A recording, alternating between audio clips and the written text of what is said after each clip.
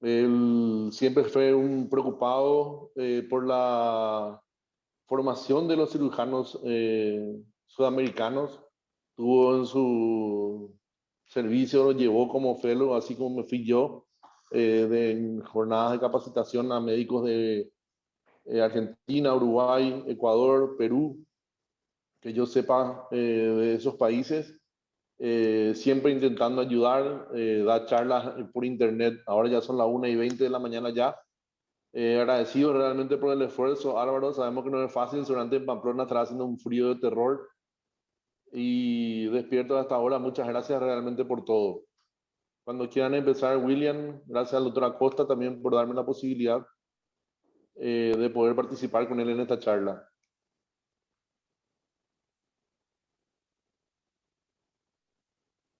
Cuando vos digas, Álvaro.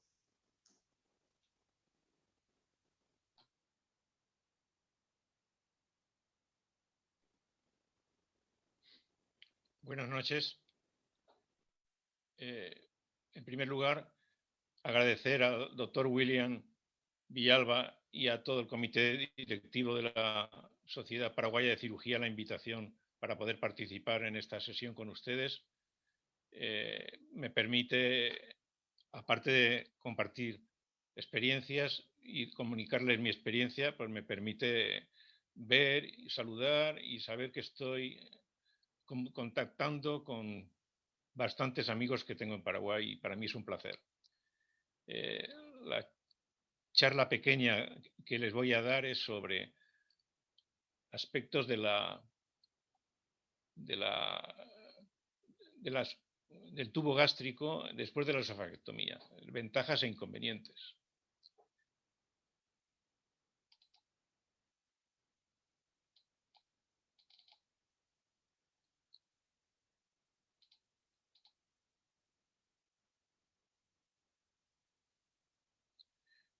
Todos los cirujanos sabemos que la esofagectomía es una operación muy importante, que es muy compleja, que requiere su aprendizaje mucho tiempo, que es una cirugía para cirujanos altamente especializados en la cirugía del esófago y del estómago, que a través de los años se han hecho muchas modificaciones a la técnica para conseguir que tenga, como hoy en día, unos porcentajes de morbimortalidad aceptables, pero todo esto ha sido a lo largo de un esfuerzo muy importante, pues porque es una patología que no es demasiado frecuente, que los cirujanos no tenemos muchas ocasiones de realizarla y que esto hace que realmente a nivel mundial pues no haya muchos cirujanos que realmente consigan una gran experiencia en este tipo de intervenciones.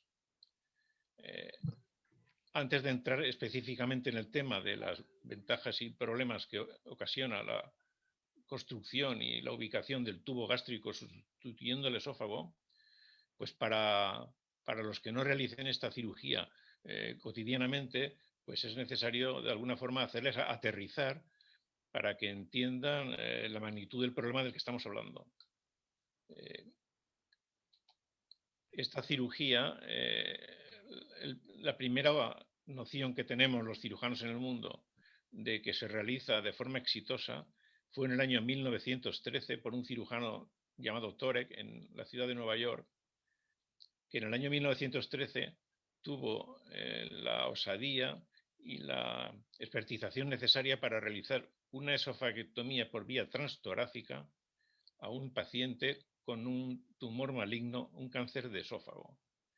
Y después de extirpar el tumor con el esófago, pues tuvo la ocurrencia de practicarle una esofagostomía a nivel cervical y una gastrostomía exteriorizada por el abdomen. Posteriormente, el paciente superó esta operación y le conectó un artilugio, un tubo, que comunicaba el estoma esofágico con el orificio de gastrostomía. Esto parece una tontería, pero se realizó en el año 1913.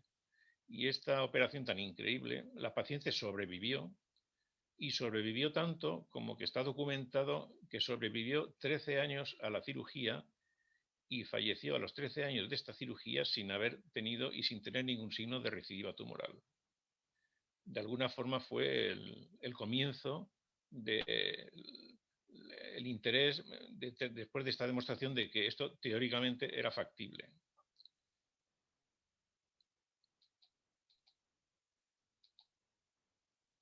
Para tener una perspectiva histórica de cómo han evolucionado estas cosas, este tipo de operaciones, pues les pongo esta diapositiva que es del año 1963 de un cirujano que recopila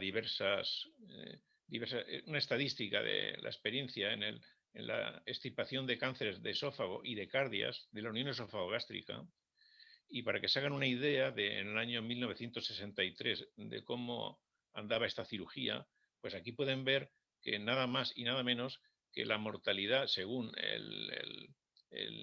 la ubicación de la cirugía a nivel del esófago torácico o inferior o superior. Doctor Álvaro, sí, perdón. Disculpe la interrupción. ¿Podría colocar en modo presentación su PowerPoint, por favor? Problema. Ahí está. Perfecto, doctor. Adelante.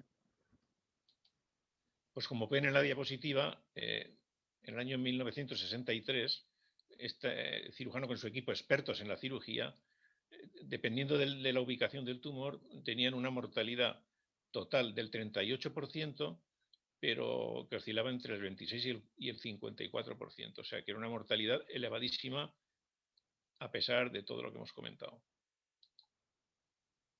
Haciendo un salto en los años, en el año 1979, este cirujano pues, publica la recopilación de la serie de otros cirujanos de renombre mundial en esta cirugía que comunican una mortalidad que va del 12 al 18% para la esofaguectomía en el año 1979, obviando la primera columna, la primera línea, que es la experiencia del cirujano de Ellis, que es una cirugía sin toracotomía.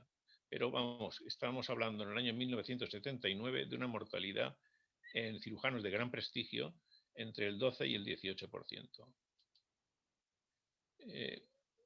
Pasando esto a España, he sacado esta diapositiva del año 1978 de un cirujano español ya fallecido, que en aquellos años era uno de los realmente pocos expertos en España en cirugía del esófago, y este cirujano comunica una mortalidad entre el 25 y 26% en la esofaguectomía, dependiendo de que tuvieran o no radiación complementaria a la cirugía. Pero estamos hablando de una mortalidad del 25% en el año 78. O sea que hace realmente no demasiados años la mortalidad aún era elevadísima. Yo intento buscar, para ponerles algo de mi experiencia, de mi modesta experiencia personal, y he conseguido esta diapositiva, que es una diapositiva prehistórica, como ven, que yo presenté en el año 1962 en un Congreso Nacional de Cirugía en España, en la que yo presenté 16 casos de sustitución del esófago por una plastia con colon, con intestino grueso. En aquellos años, gran parte de las sustituciones del esófago se hacían con intestino grueso, con colon. Entonces eran esófago-coloplastias. Y yo en el año 82, que estaba iniciando mis primeros años en la cirugía esofágica, en aquel congreso presenté una modesta serie de 16 casos operados, ya ven, con diferentes plastias con colon derecho, con colon transverso, con colon izquierdo. Y en esta serie de 16 casos presentaba una mortalidad operatoria del 12,5%. O sea que de alguna forma, con esta cirugía que era muy agresiva, obtenía una mortalidad similar a la que se obtenían otros cirujanos de gran renombre. Aquello me animó en el sentido de pensar que yo podía, con mi esfuerzo, conseguir resultados parecidos a aquellos, intentando acercarme lo máximo a los cirujanos de mayor prestigio, y me animó a realizar cada vez más cirugía esofágica. Como pueden ver en esta publicación del año 1987, yo presentaba una serie personal de 66 casos consecutivos de anastomosis esofágicas. Pero bueno, obviando mi experiencia personal, esta diapositiva es muy interesante porque refleja la experiencia, cómo ha ido evolucionando a lo largo de los años la mortalidad en la esofagectomía en el mundo. Aquí están recopiladas la experiencia de diversos autores en diferentes años. Todo lo que habla aquí son series de cirujanos de gran prestigio mundial, o sea que aquí no estamos hablando de la experiencia individual de nadie, sino de series de grandes hospitales y de cirujanos muy reconocidos. Y vemos que en el año 1941 estos cirujanos, sobre 191 casos de esofagectomía, tienen una mortalidad del 72%. En el año 1969 a 79, otro grupo de cirujanos recopilan 83.783 casos de esófagos resecados en todo el mundo en centros reconocidos y obtienen una mortalidad global del 29%. O sea que la cifra mejora mucho sensiblemente en relativamente pocos años. Posteriormente, otro grupo de cirujanos en el año recopilan la experiencia entre 1980 y 1988 y sobre más de 43.000 esofagectomías, la mortalidad ha logrado que descienda al 13%. Y por último, otro cirujano australiano se dedica a lo mismo y entre el 1990 y el año 2000 recopila 70.756 esofagectomías y la mortalidad que de todas estas series englobadas es del 6,7%. O sea que vemos aquí de forma muy gráfica como en el transcurso de estos años rápidamente se ha ido modificando la mortalidad de la esofagectomía hasta cifras que están ya entre el 5 o 6% en el año 2004. Uno de los grandes problemas de la esofagectomía, en cuanto a aparte de las incidencias intraoperatorias, en el posoperatorio, la mortalidad se puede deber a diversas causas, pero fundamentalmente la mayoría son complicaciones respiratorias o discencias de las anastomosis. Y en lo que se refiere a las discencias de las anastomosis, esta diapositiva es para que tengan también una idea, un flash de cómo ha ido evolucionando la mortalidad de las discencias de las anastomosis. Esta se refiere exclusivamente a anastomosis realizadas dentro del tórax, intratorácicas, y ven en tiempos recientes como en autores con grandísima experiencia, con series súper voluminosas de pacientes con esofagectomía, pues la incidencia de discencia el año 2000 o 2005 está ya aproximadamente entre el 3 y 3,5% y la mortalidad global de la serie de esofagectomías está entre el 5, 2 y 1%. O sea que esta mortalidad ha modificado de forma drástica en el transcurso de los años con la implementación de nuevas técnicas, con el perfeccionamiento no solo de la técnica quirúrgica, sino de los cuidados pre, intra y posoperatorios y anestésicos y de toda índole. Bueno, esto es para que solamente se hagan una idea las personas que no estén muy habituadas a esta cirugía de qué estamos hablando y qué magnitud tiene este problema. Cuando se extirpa el esófago, queda la segunda parte, que es como una segunda cirugía, que decir, bueno, hemos extirpado el tubo esofágico y ahora tenemos arriba un esófago seccionado a nivel muy alto y luego tenemos el estómago o lo que quede del estómago. Y hay que hacer algo para unir esos dos orificios y que alguna víscera haga de nuevo estómago, de un transportador de saliva y comida desde la boca hasta el estómago. Y eso se puede conseguir pues, fundamentalmente con el intestino grueso, con el colon, o con el estómago, o con el yeyuno. La sustitución del esófago con el colon se realizó bastantes años, como les dije, hace bastantes años, y últimamente ha ido disminuyendo. Y hoy día no digo que no se realice, sino que no es ni mucho menos la plastia más realizada. Pues porque es una cirugía más compleja, con algo más de riesgo y que no es necesario realizarla, salvo en los casos en los que, por ejemplo, el estómago no se puede utilizar porque esté previamente operado o resecado en parte o porque no sea utilizable o por la razón que sea. Pero hoy día la plastia con el intestino grueso fundamentalmente se utiliza pues en patología benigna del esófago que requiera extirpación o en casos en los que no se puede utilizar el estómago por alguna de las causas mencionadas o otras diferentes. Entonces, lo que se hace es, partiendo de la rica vascularización del intestino grueso del colon y su arcada de riolano, pues se fabrica una plastia, un tubo que va a sustituir al esófago. Y esto puede ser tanto a nivel con el colon derecho, que es una ileocecoloplastia, o con el colon transverso, o con el ángulo esplénico, en fin, hay varias posibilidades, irrigadas pues por diferentes troncos vasculares. Esto sería una representación de lo que sería una plastia con el colon derecho, una ileocecoloplastia, que por definición es una plastia antiperistáltica, porque lo que asciende arriba es el intestino delgado, el ilion.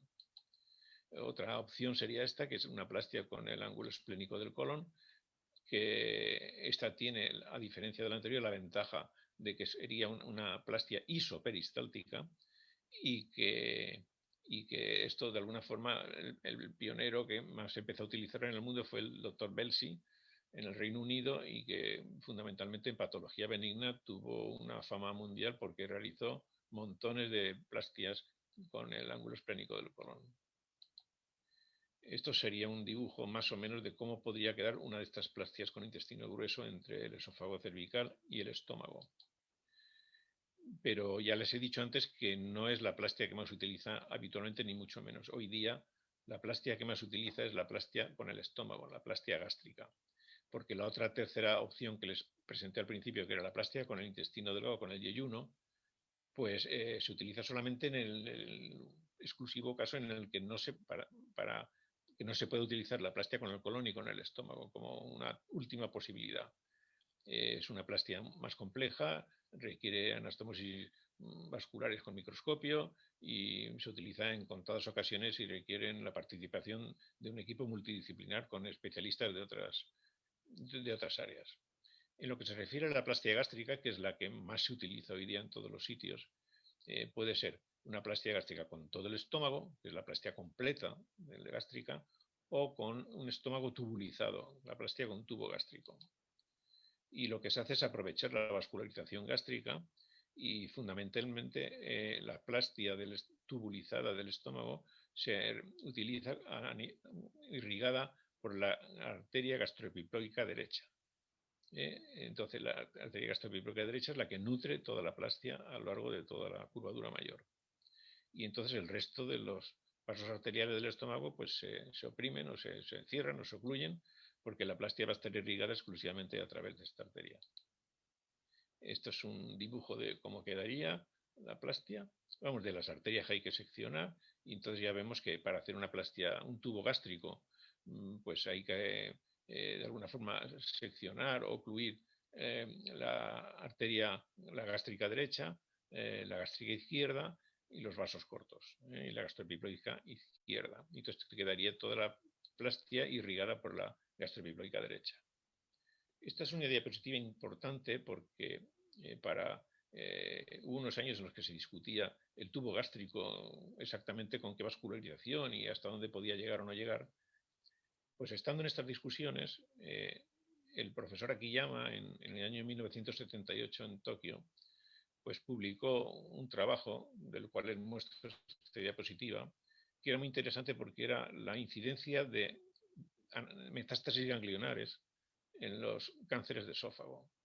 Y a nivel del abdomen, pues ya como ven en este dibujo, prácticamente toda la incidencia se realizaba en el área que se extirpa para hacer un tubo gástrico, que de alguna forma esto venía a corroborar que la plastia con tubo gástrico a expensas de la gastroepiploica derecha era la mejor opción de todas para realizar este tipo de cirugía, porque aparte de conseguir un tubo gástrico bien irrigado que llegara hasta el cuello, pues además desde el punto de vista oncológico era la mejor opción para hacer este tubo.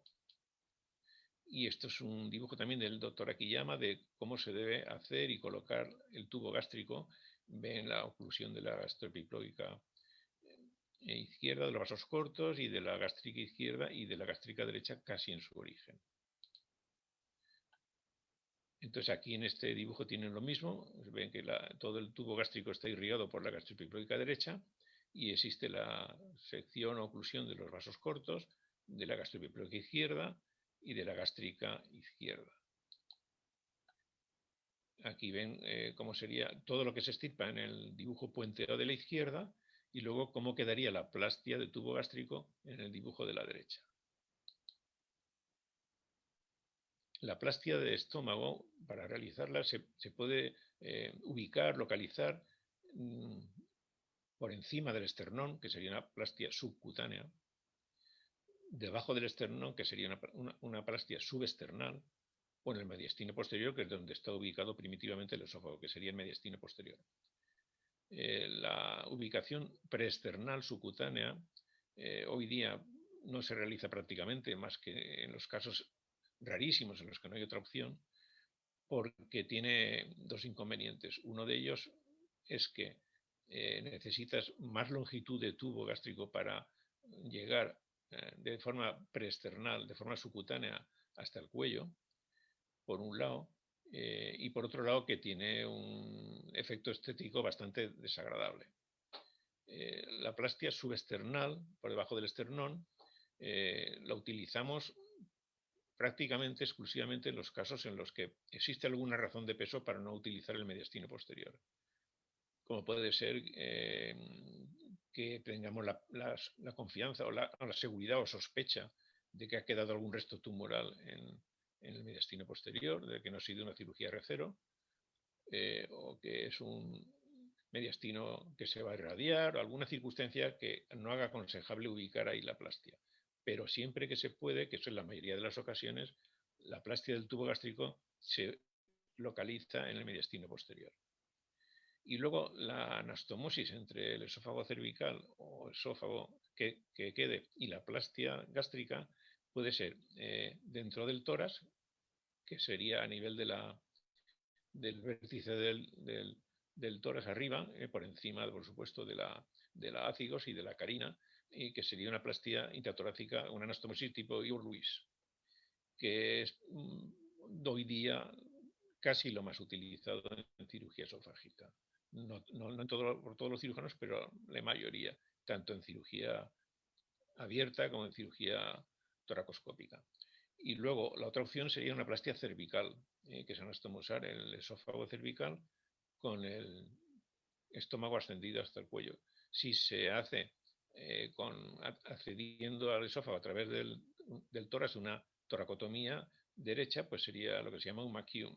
Si se realiza sin abrir el tórax a través del mediastino, sería una plastia transhiatal, que sería lo que comúnmente conocemos como la técnica de Oringer. Este es un dibujo de cómo podría quedar una plastia más o menos de tubo gástrico tipo Ivor-Lewis.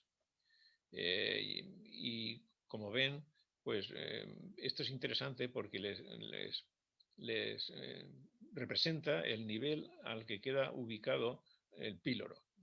Es a nivel más o menos del hiato diafragmático. Bueno, pues esto es una buena índice de la altura óptima a la que debe quedar el píloro, porque es la que permite ascender con comodidad la plastia hasta el cuello y al mismo tiempo la que hace que la plastia no sea ni excesivamente redundante ni que quede a tensión.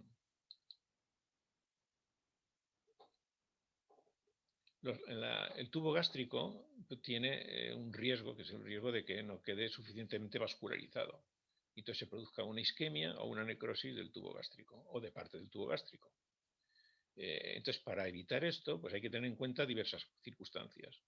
En primer lugar, es muy importante hacer una historia clínica muy exhaustiva y detallada del paciente que se va a operar.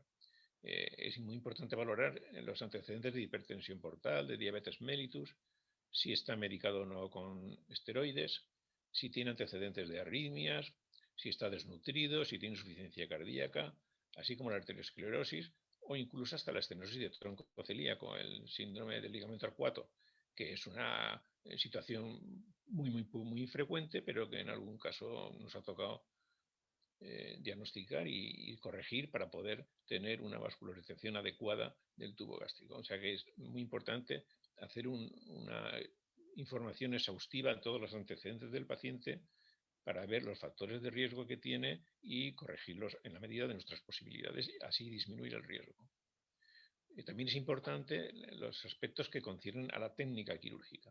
Entonces, para tener una adecuada irrigación del tubo gástrico, pues hay que intentar evitar las lesiones que se pueden producir en la disección o ascenso de la plastia al tórax o al cuello. A veces la abstracción o el ascenso sin visualizar correctamente las estructuras, pues puede ocasionar hematomas o desgarros del tubo gástrico que hay que evitar. Al mismo tiempo hay que tener un cuidado muy grande y exquisito en estudiar la irrigación sanguínea de la plastia del tubo gástrico. Hay que intentar evitar hacer una anastomosis con tensión. O sea que si vamos a hacer una anastomosis del tubo gástrico con tensión, algo no está yendo correctamente y debemos hacer maniobras para intentar evitar la tensión. Hay diversas maniobras que, si tienen interés y me preguntan, yo les puedo contestar. Y hay que intentar evitar.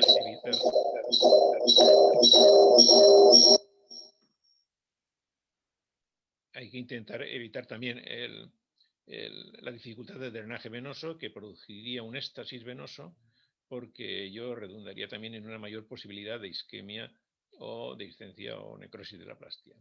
Y hay que tener un cuidado exquisito en colocar la plastia adecuadamente para que no vaya rotada, cosa que en algunos casos he tenido ocasión de comprobar, y es una complicación gravísima porque puede hacer fallar toda la operación. Y junto a todo esto, que son los factores previos que hay que estudiar, los antecedentes, todos los cuidados que hay que tener en la técnica quirúrgica, por último, hay otro factor importantísimo, que es que el equipo que realice esta cirugía haya realizado una adecuada curva de aprendizaje. Pues solamente como muestra para esto, pues les puedo enseñar esta diapositiva que se hizo ya en el año 2004, un trabajo en el que decía que si un equipo o un cirujano realizaba menos de 5 esofaectomías al año, entre 5 y 10, o 11 o 20, bueno, lo importante es que decía que a partir de 20 esofaectomías año, la mortalidad era menor que en todos los grupos anteriores. O sea que la mortalidad de esta operación está directamente relacionada con la experiencia del equipo que la realiza. Y posteriormente también se vio que la mortalidad posoperatoria no solamente dependía, por supuesto, del cirujano, sino de que se realizara en un centro donde hubiera expertos en el trabajo multidisciplinar de estos pacientes, de forma que si la cirugía no se realizaba en centros muy especializados, la mortalidad era en general mayor de 10, pero que si realizaban cirujanos y centros con alta experiencia, pues la mortalidad era menor de 5. Y entonces lo que es importante es valorar tanto el volumen de esofaectomías realizadas en determinado centro hospitalario cada año, como el volumen de esofaectomías por cirujano y por año. Bien. Aparte de todos estos factores que hemos visto para que todo quede bien y que la plastia quede perfectamente irrigada y en su sitio y bien colocada, pues existe otro problema, otras circunstancias que hay que conocer, que son lo que se llama preacondicionamiento isquémico del tubo gástrico. ¿Qué quiere decir esto? Quiere decir que, como dejamos la plastia, el tubo gástrico, irrigado exclusivamente por una arteria, las posibilidades de producir, sobre todo en la parte superior del tubo gástrico que asciende, un déficit de irrigación, una isquemia, pues son elevadas. Entonces, lo que es importante es evitar esto. Entonces, esto se empezó sobre todo a ver a través de una publicación que realizó en el año 1966 el profesor Akiyama de Tokio, que lo que comunicó fue que en un grupo de sus pacientes a los que iba a realizar una cirugía esofágica, previamente a la cirugía, unos días antes de la cirugía, se les realizó una embolización de las arterias que luego se iban a seccionar.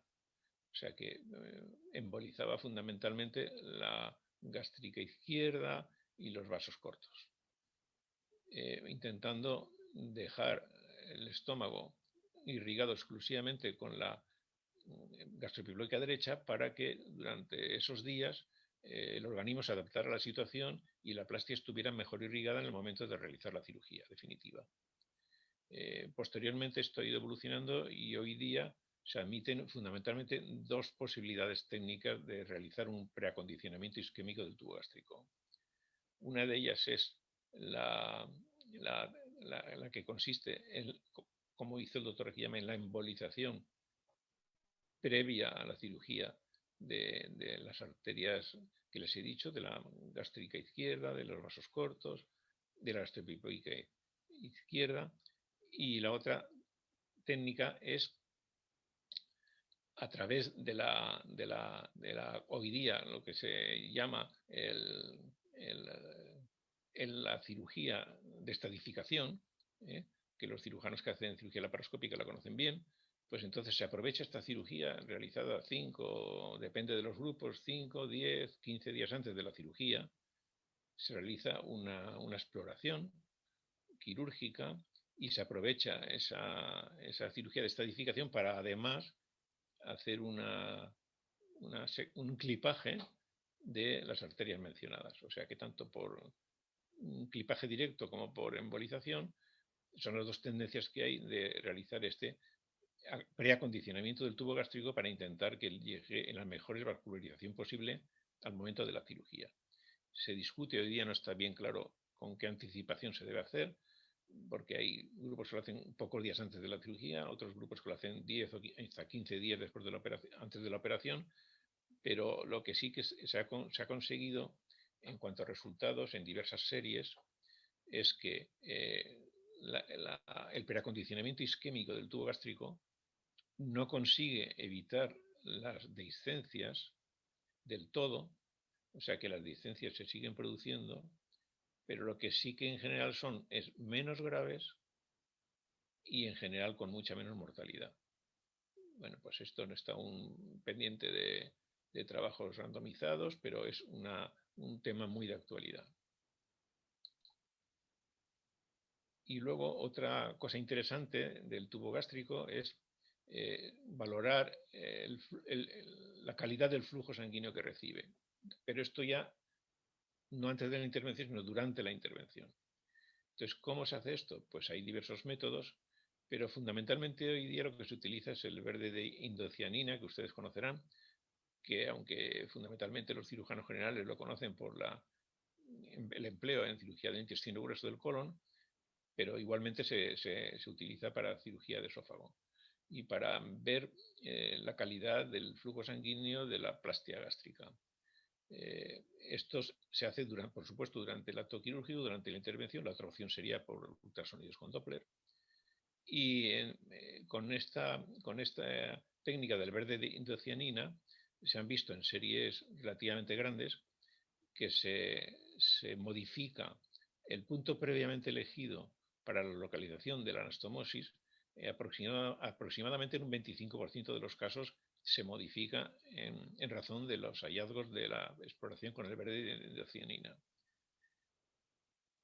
Pero por otro lado, como no deja de desaparecer completamente la incidencia de dehiscencias, a pesar de utilizar esta técnica, pues se piensa hoy día que esto ocurre porque al modificar el sitio de la nueva ubicación de la anastomosis en el tubo gástrico, pues se elige un sitio que no es tan óptimo aparentemente y la anastomosis puede quedar a mayor tensión, aunque esto es un factor discutido, pero es el hecho cierto.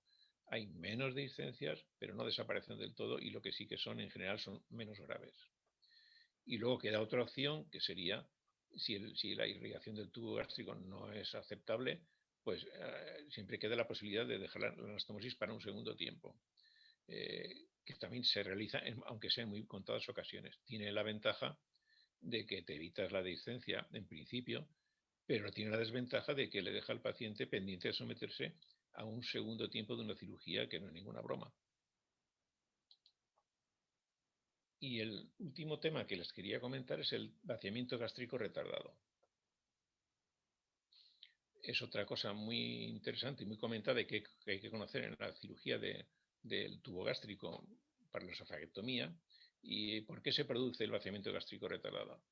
Pues se produce fundamentalmente, se cree, por varias causas.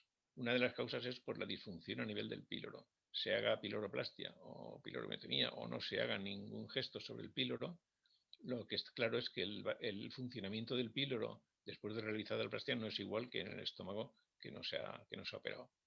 Otro factor que influye es la realización inexcusable en esta cirugía de una vagotomía. La vagotomía modifica también el peristaltismo gástrico y también puede producir un vaciamiento gástrico retardado. ¿Es muy frecuente? Bueno, pues en diversas series se ha comprobado que el vaciamiento gástrico retardado tras la plastia gástrica se produce aproximadamente en el 25, 28, 30% de los casos. ¿Qué consecuencias tiene el vaciamiento gástrico retardado? Fundamentalmente, las consecuencias mayores son una incidencia de neumonías por aspiración, que según las series oscila entre el 25 y el 30% de los casos. Otra de las consecuencias es el reflujo que provoca el vaciamiento gástrico retardado, el reflujo a la plastia, y por último la posibilidad de un dumping. En diversas series estudiadas se ha visto que se han estudiado casos con piloroplastia y sin piloroplastia. Entonces, se ha visto que la incidencia de vaciamiento gástrico retardado, tanto haciendo piloroplastia como sin hacerla, es bastante parecida en cifras globales. Esto no está claro, está pendiente de estudios randomizados. Pero entonces hoy día hay cirujanos partidarios de realizar sistemas de evacuación del estómago tipo pilorotomía o piloroplastia o lo que sea, o otros cirujanos que no hacen nada y dejan el píloro sin tocar. Y las consecuencias, tanto de una cosa como de la otra, pues son bastante similares hoy día en series controladas.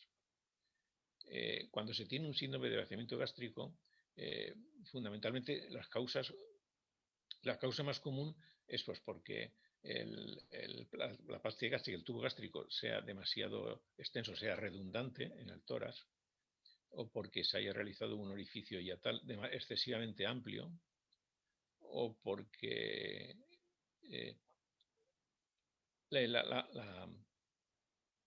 la plastia haya sido mal colocada, rotada o medio rotada, bueno, circunstancias que dificulten el vaciamiento gástrico, o por un no funcionamiento adecuado del píloro o de la contractilidad del tubo gástrico. Todas estas circunstancias pueden ocasionar el síndrome de vaciamiento retardado. Lo que sí es que es importante es saber que existen ese porcentaje de casos operados y que existen diversas posibilidades de tratamiento. La incidencia ya le hemos dicho la que es. ¿Y qué posibilidades tenemos de tratarlo? Bueno, pues las posibilidades, si es en el postoperatorio inmediato, lo primero que hay que hacer es volverle a colocar al paciente la sonda nasogástrica y mantenerle algunos días con vaciamiento del tubo gástrico. En los casos en los que esto falla, el siguiente paso sería el estudio de medicamentos cinéticos tipo eritromicina. La eritromicina se ha utilizado para este síndrome con bastante frecuencia por algunos cirujanos y comunican resultados aceptables en un porcentaje que más o menos puede ser la mitad de los casos, pero en otros casos requieren repetir el tratamiento, hacerlo continuamente, y al final esta medicación, que puede ser tanto oral como intravenosa, pues si se utiliza durante mucho tiempo, pues puede hacer efectos de rebote y efectos adversos. Si no se utiliza o no es el momento, o ya se ha utilizado lo de la sonda gástrica y la medicación prokinética, pues pasaríamos a otras opciones. Una de ellas sería la dilatación endoscópica. La dilatación endoscópica con balón, se aconseja realizarlo con balón con 30 milímetros de mercurio y produce una dilatación endoscópica de la región del píloro que facilita el vaciamiento del estómago. Y con esto se consiguen en bastantes casos también una buena resolución del síndrome de vaciamiento rápido cuando el píloro está indemne. Otra opción sería la realización de una piloromiotomía o piloroplastia tipo Heineke-Mikulicz, o que algunos cirujanos la realizan o realizamos en el mismo acto operatorio de entrada, o la ruptura digital pilórica. Y por último también se está ensayando la utilización hoy día de la toxina botulínica para este síndrome de vaciamiento gástrico retardado. Y se comunican resultados aceptables en un porcentaje de casos también entre el 30 y 40%. O sea que hay todo un arsenal terapéutico de medidas para poder tratar el síndrome de vaciamiento gástrico. Con todo esto, yo creo que les he dado una visión bastante global, aunque sea muy esquemática, de toda la problemática que va alrededor del tubo gástrico después de la esofagiectomía. Espero que si quieren, pues me puedan pedir cualquier aclaración sobre esto o cualquier duda que tengan. Muchas gracias.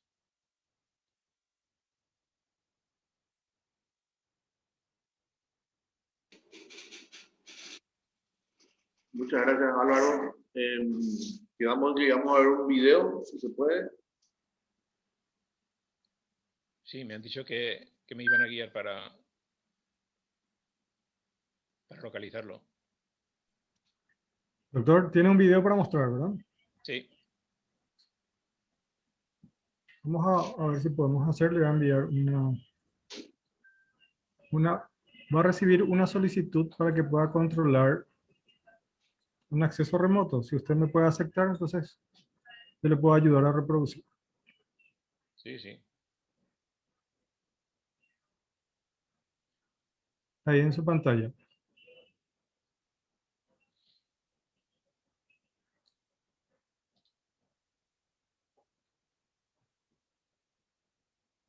Bien.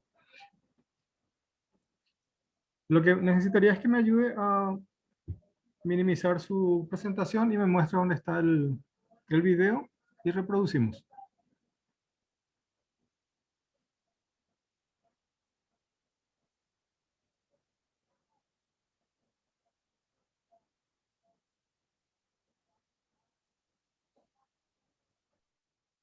¿Cómo quiere que haga?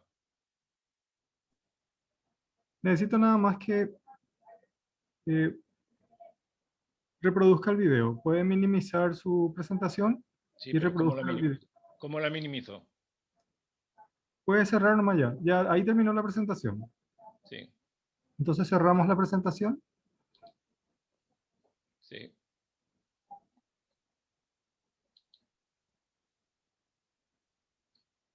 Bien. Ahora le damos de vuelta a compartir pantalla completa y ahí reproducimos el video. Así vamos a poder visualizarlo sin problema.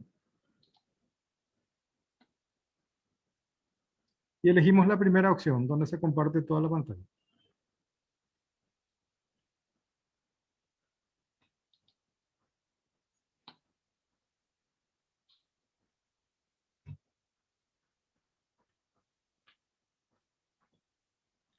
O también, ahí está. Perfecto. Ahí solamente resta reproducir el video, ya estamos viendo su pantalla auto. Sí, pero tengo que Usted ir a la sí, usted tengo solo que, tiene que reproducir el video ahí en su máquina, sin problema. Tiene pero el video. tengo que Sí. localizarlo. Bueno, la otra opción también que tiene, si no sé qué dice Diosnelo o William, en el caso que usted quiera enviarnos el video, después nosotros podemos también ponerlo juntamente con la grabación de esta, y dejarlo con la grabación de este webinar y Si voy, dejarle. si voy a la pantalla general mía de mi ordenador, yo ahí lo tengo. Sí, adelante, adelante, Hugo. ¿Qué tengo que hacer? Solamente localizar el archivo y reproducirlo.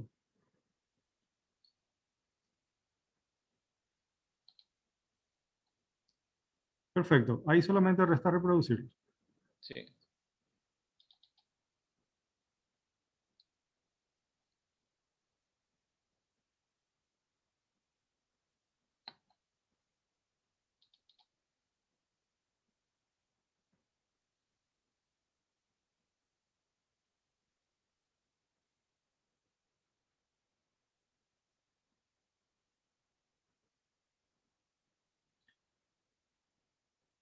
Bien, ahí sobre ese archivo le podemos dar botón derecho a abrir.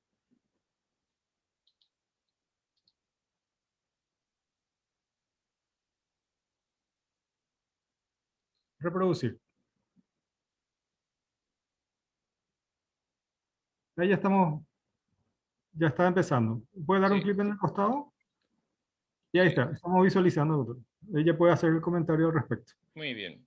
Bueno, este es un vídeo muy corto sobre una esofagectomía con plastia gástrica que el interés mayor es que de alguna forma resume todo lo que he ido explicando. O sea, está hecho con cirugía abierta, con laparotomía y toracotomía derecha, pero los aspectos técnicos que hemos comentado son absolutamente los mismos si se realizara con laparoscopia o con toracoscopia.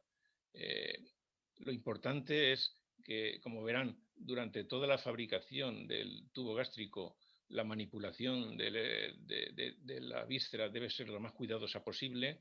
En la mayoría de las ocasiones utilizamos las manos para sostener y para que no traccionar ni lesionar el estómago ni lo que va a ser la pastilla gástrica, que se intenta evitar la disección instrumental al máximo, que se intenta evitar la tensión, que se tiene primero que hay que hacer una visualización y una palpación del pulso de la pulsación de la gastroepiploica derecha para comprobar que está adecuadamente irrigando la zona que nos interesa, que se debe realizar una disección y limpieza de los tejidos, así como una linfadenectomía cuidadosa, sin hematomas, ni tracciones, ni lesionar vasos que no debamos. Se debe hacer una linfadenectomía, como ven ustedes aquí, del hilio hepático, y lo que se hace es dejar hacer una maniobra discreta de Kocher también para liberar el duodeno. Lo que se intenta es, y lo que se hace, tal como les he explicado, es dejar la plastia gástrica irrigada exclusivamente por la arteria gastroepiploica derecha. Se hace una liberación de la gastroepiploica derecha por toda la curvatura mayor del estómago, hasta el punto en el que se termina la gastroepiploica derecha, y entonces siempre que se hace esta cirugía hay que entender que el punto más alto del estómago va a quedar con una vascularización deficiente. En el caso de que se viera que esa vascularización era muy deficiente, pues la opción sería no ligar la gastroepiploica izquierda, pues porque con eso se conseguirían aproximadamente entre 5 y 6 centímetros más de plastia bien irrigada, pero solamente en estos casos. Aquí estamos ya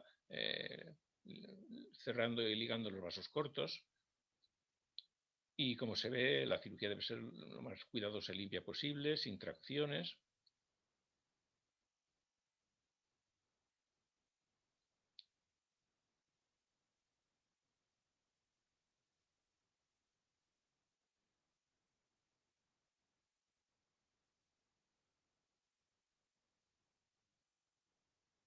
La linfadenectomía debe incluir la linfadenectomía de la arteria hepática, de la gástrica derecha e izquierda, de la arteria esplénica.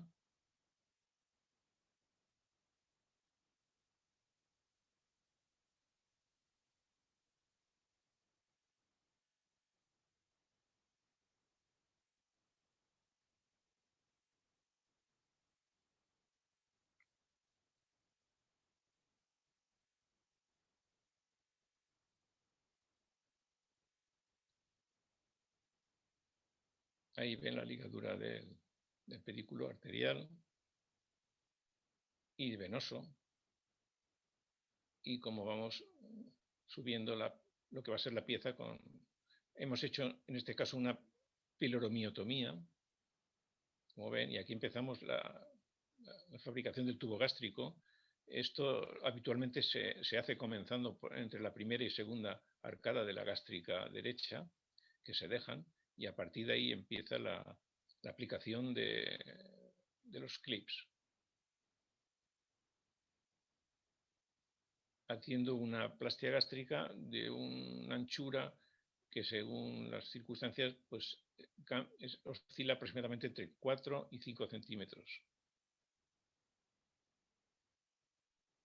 Es importante toda esta aplicación de las grapas, luego dejarlo peritonizado, por lo menos en las zonas en las que se unen dos aplicaciones de grapas, para evitar las lesiones. Aquí estamos ya haciendo el final de la plastia por arriba y vemos por un lado la plastia y a la izquierda lo que va a ser la pieza. Esto va a ser la pieza y luego esto es la plastia gástrica ya preparada y peritonizada. Como ven, queda una plastia bien irrigada a expensas de esa arteria y con buen aspecto y color. En este caso, como habitualmente, por lo menos yo hago, hacemos una yeyunostomía para alimentación. Primero porque te da la tranquilidad de que te proporciona el poder alimentar al paciente tranquilamente sin necesidad de vías centrales ni alimentación parenteral. Y segundo, que lo puedes mantener todo el tiempo que quieras. Entonces, si por alguna razón durante X tiempo no es conveniente alimentar al paciente por vía oral. Son pocos minutos y es una maniobra que algunos cirujanos hacen, otros no hacen. A mí personalmente pues me da mucha seguridad.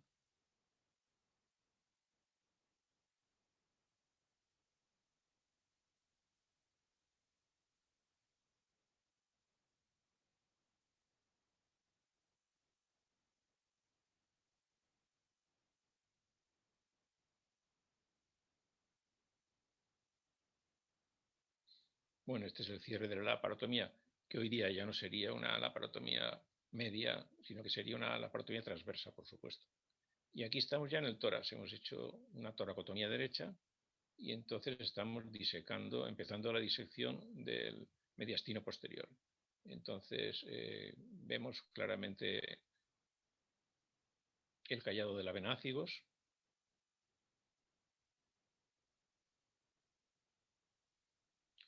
Se prepara la esofaguectomía junto con la linfadenectomía de los territorios en los que se realizará en el tórax, dentro del tórax. Aquí estamos viendo la sección del callado de ácigos.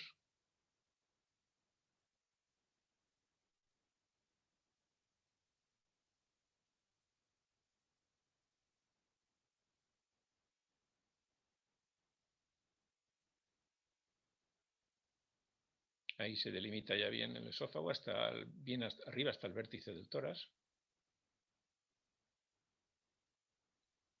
Y aquí está el esófago ya disecado dentro del tórax.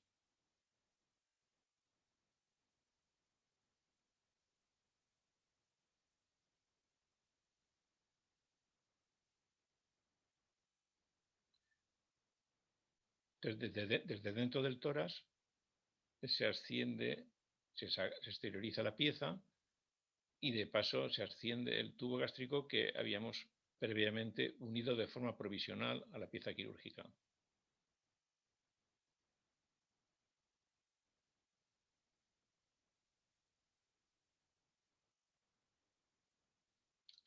Estas son las maniobras que les comentaba antes que hay que hacer con mucho cuidado para que el tubo gástrico no sufra ningún tipo de lesión ni de compresión. Es la pieza quirúrgica y ahí ven cómo aparece la plastia gástrica, que la ascendemos con mucho cuidado hasta el tórax.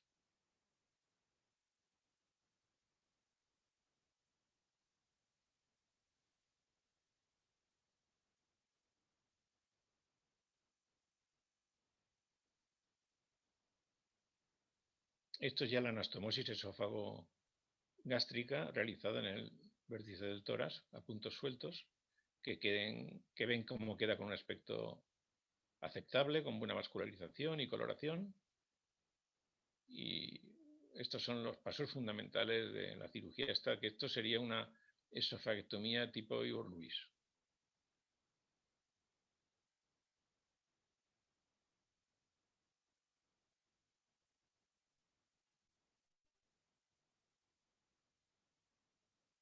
Y nada más, esto es lo que les quería presentar, para que tuvieran una idea general de en qué consiste esta cirugía.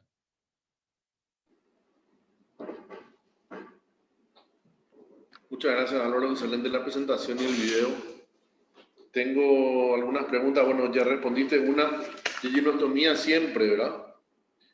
Bueno, siempre yo, no todo el mundo. Hay gente que no hace nunca. Yo soy de los grupos de los que la suele hacer habitualmente, por lo que os he comentado, porque me proporciona una seguridad grande si ocurre cualquier discencia o cualquier causa por la cual durante un tiempo determinado no es razonable o conveniente o no está indicada la alimentación por vía oral, pues te da la tranquilidad de que el paciente va a estar perfectamente alimentado sin necesidad de tener una vía central. Entonces, tiene varias ventajas. Ya preguntaban también si es que hacer una anastomosis cervical, ¿harías término terminal o cómo? Y si es manual, ¿qué hilo usas? Si fuera una anastomosis cervical, haría en principio una anastomosis manual y utilizaría lo mismo que si fuera intratorácica, un hilo de 3 ceros. Ya. ¿Quieren saber y a puntos sueltos? Si hay alguna maniobra en especial que vos utilizás para disminuir la tensión del tubo gástrico cuando ascendés, dice. Algo en especial que vos hagas, que aprendiste con los años. Lo importante, creo que lo he dicho, pero no sé si se ha quedado claro, lo importante es que aproximadamente la zona del píloro quede localizada aproximadamente a nivel del hiato diafragmático. Si se hace así, las posibilidades de que el anastomosis tenga tensión son mínimas. Existe algún caso especial en el que eso puede que no sea factible. Por ejemplo, si estamos operando a un paciente que tenga un estómago previamente irradiado, por ejemplo, o previamente intervenido, que tenga una gran retracción. Bien, en cualquier circunstancia de esas, que no es frecuente, pues puede existir una imposibilidad técnica de que el estómago llegue hasta el cuello. Y en ese caso existen soluciones. Una de ellas es seccionar el duodeno y hacer una derivación, una anastomosis en Iderus con el yeyuno, con lo cual se ganan varios centímetros. Es una de las posibilidades. Pero son casos muy contados. Ya. ¿Igor Lewis o Rinker? O sea, cervical o torácico. Yo personalmente soy partidario de Igor Lewis. Existen las dos opciones las realizan cirujanos de muchísima experiencia y prestigio en el mundo. La técnica transyatal tiene la ventaja de que no abres el tórax. Y la crítica mayor que se le hace es que la linfadenectomía no es igual que la transtorácica. Entonces, estamos cambiando la linfadenectomía de determinado nivel por una mayor seguridad, una menor morbilidad por el nivel, por ejemplo, respiratorio. Pero en cuanto a los resultados oncológicos, aunque los resultados que en su día publicó Ringer eran similares a la mejor cirugía de Igor Lewis, pero hoy día eso no se ha conseguido reproducir por el resto de los cirujanos. O sea que sería una cirugía, yo haría hoy día una transyatal, por ejemplo, si el paciente es muy añoso o si tiene un problema cardíaco importante,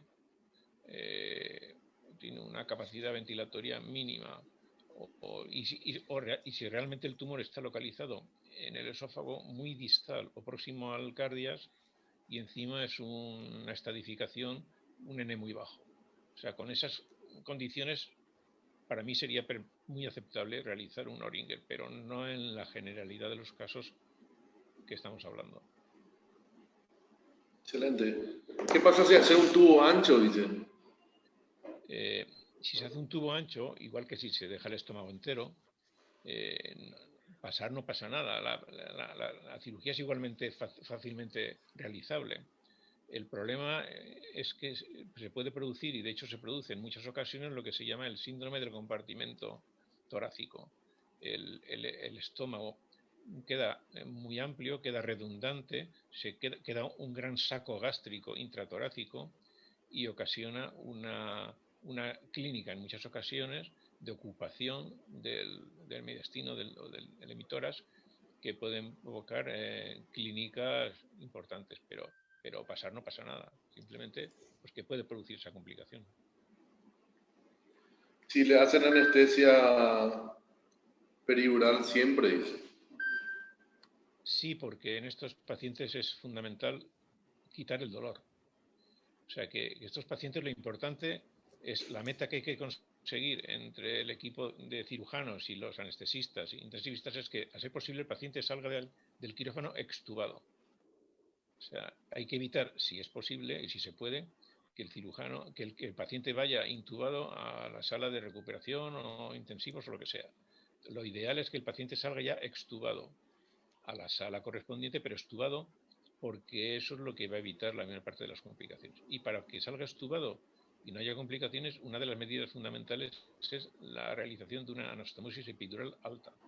O sea, si el paciente no tiene dolor, va a poder respirar, va a poder toser, va a poder arrancar las secreciones, va a colaborar y se le va a poder levantar al día siguiente de la operación. Y por eso es fundamental realizar una epidural.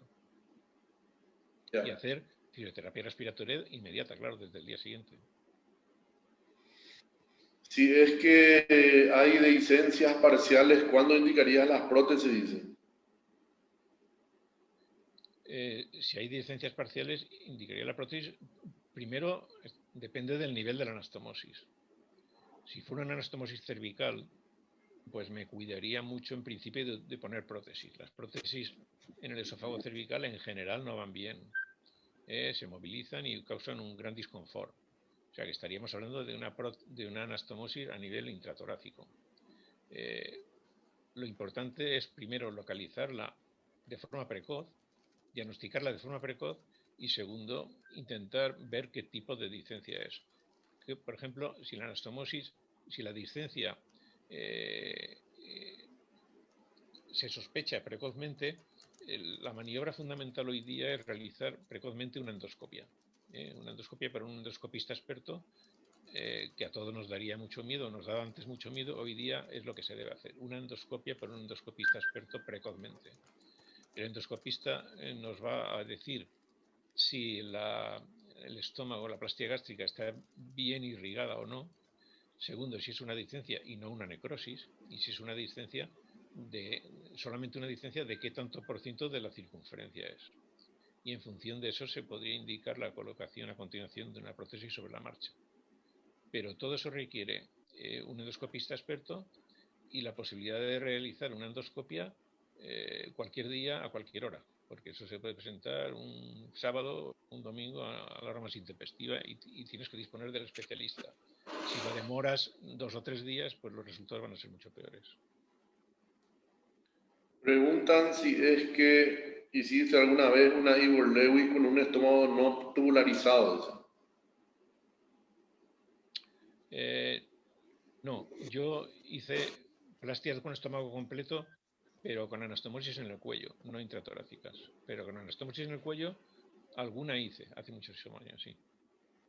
También preguntan si hasta ahora usaría esos puntos totales en el abdomen, porque parece que dan dolor. No por una razón, porque esa incisión hace años que no la hago. Esta película tiene ya bastantes años. Desde hace bastantes años todas las incisiones que hago son transversas en el abdomen. O sea que son transversas y no llevan puntos totales. Se ha comprobado que la incidencia de complicaciones respiratorias es menor, el dolor también es menor y las ventilaciones también son menos.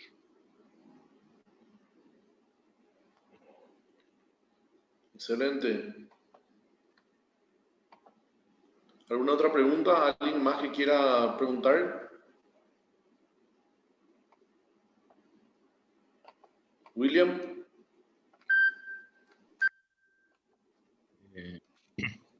No sé si es un error o la otra Gloria Portillo levantó la mano de alguien del auditorio. Desde que empezó la charla está con su mano levantada. Habilitamos el micrófono por si quiere hacer una pregunta, doctora Gloria Portillo.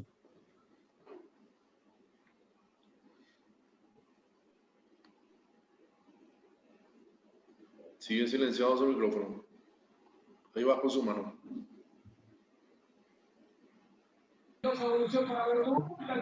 Ruta